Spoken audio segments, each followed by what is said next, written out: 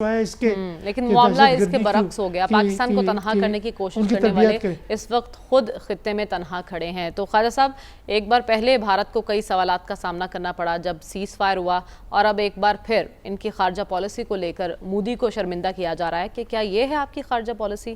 تو کیوں اتنا تل ملا رہے ہیں وہ لوگ؟ سرنڈر نریندرا، یہ ہے اس وقت کانگریس کا منترا پورے انڈیا میں. اب اس دوران کیا ہوا کہ ہمارے فیلڈ مارشلز عاصم منیر کو ایک لنچ دیا گیا، اور اس لنچ میں ایک بہت بڑی آنر بیسٹو کی گئی ہے، بہت عزت افزائی کی گئی ان کی.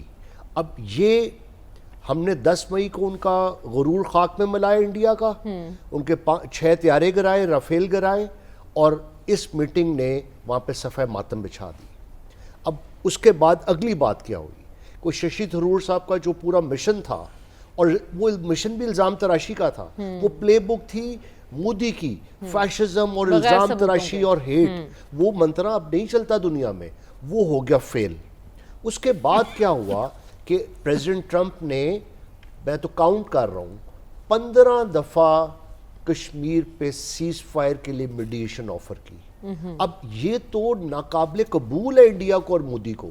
اس سے کیا ہوا ہے کہ آپ دیکھیں، جب ٹرمپ صاحب نے جنرل صاحب سے میٹنگ کی تو اس کے بعد انہوں نے کہا both nations are smart people. پھر both nations are nuclear nations. They have huge warheads. اب کیا کر رہا ہے وہ فورن پالیسی میں کہتے ہیں ہائفنیٹ کر رہا ہے. انڈیا پاکستان دونوں کو برابر لے رہا ہے. پچھلے 30 سال میں انہوں نے یہ کام کیا انڈیا نے کہ پاکستان کو ڈی ہائفنیٹ کر دیا تھا. پاکستان کو ایف پاک کہتے تھے، افغانستان اور پاکستان کے ساتھ بات ہوگی، اور انڈیا کو لہذا ایک پاور کے طور پہ.